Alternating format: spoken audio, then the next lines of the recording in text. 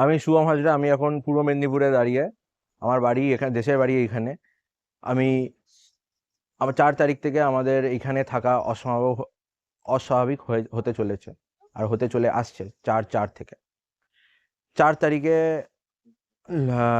Local বাজার সমিতি, Radhamani local বাজার সমিতির সেক্রেটারি নিমাইসি, আর তার সঙ্গে তার কিছু লোক, বুধ মাইতি, আর তার কিছু লোক, অনুপম সান্তরা, আর লোকাল আমাদের যে স্টেটের যে রুলিং পার্টি আছে, সেই পার্টির ইনফ্লুয়েন্সের কিছু লোক নিয়ে এসে আমাদের ঘরের, দেশের বাড়ির আমার নিচের 2টো রুম তালা ভেঙে কবজা করে নেয়, করে ব্যবসা শুরু করেছে।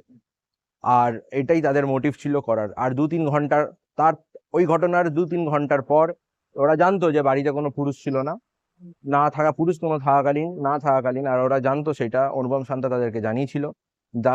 না থাকাকালীন তারা আমাদের মন্দিরের পাশ দিয়ে সিঁড়ি দিয়ে ওপরে উঠে এসে আমার বাড়িতে, তখন সব মহিলারা ছিল। মহিলা মানে আমার বড় দিদি ছিল, আমার 2 বৌদি, আমার জেঠিমা, আমার 83 ইয়ার্স ওল্ডের আমার ঠাকুমা, 3জন এরা ছিল। এরা এরা ছিল এরা এদের আমার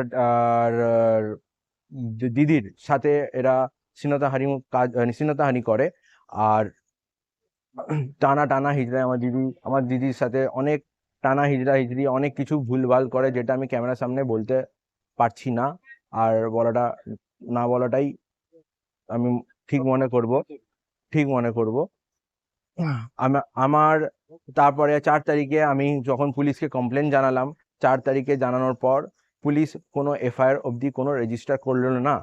16 তারিখ অবধি। 15 তারিখে বারবার পুলিশকে জানানোর পর পুলিশ কোনো অ্যাকশন নেয়নি 4 তারিখের পর থেকে। এরপর পুলিশ এসে বলে যাচ্ছে আপনারা থানায় এসে মিউচুয়াল করে নিন।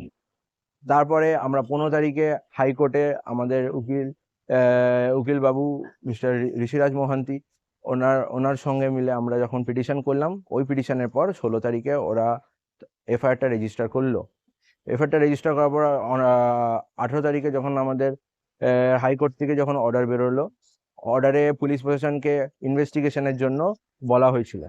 আর বলা হয়েছিল যে আমাদেরকে প্রোটেকশন দেওয়ার জন্য পেট্রোল গাড়ি তো পুলিশ প্রোটেকশন দিচ্ছে, কিন্তু কোনো ঘরে এসে জিজ্ঞেস করেনি যে আমরা আদৌ ঠিক আছি কিনা। আমাদের সঙ্গে এখনো থ্রেট আসছে, আমাদের কাছে এখনো গালাগালাজ করছে, আমরা বাইরে বেরোতে পারছি না, আমাদেরকে ফলো করছে, আমাদেরকে বিভিন্নভাবে আমাদেরকে অপমান করে আসছে ওরা 4 তারিখ থেকে।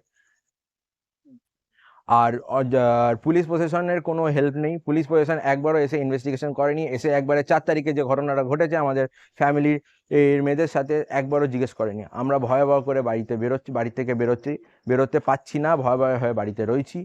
আর আমাদের এইভাবে থাকাটা আমাদের পক্ষে খুবই অস্বাভাবিক হতে চলেছে।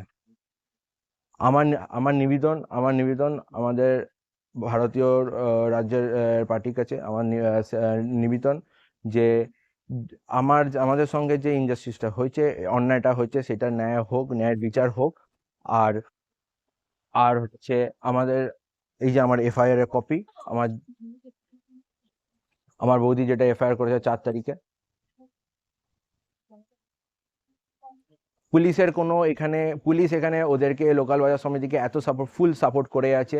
ওরা এখনো বাইরে ঘুরে বেড়াচ্ছে, আর এখনো রীতিমতো আমাদেরকে ধমকে যাচ্ছে, গালিগালাজ করে যাচ্ছে আমাদের। আর ওরা বলছে আমরা করে আসবো। পুলিশ ওদের নাকি কেনা, হাইকোর্টকে ওরা মানে না।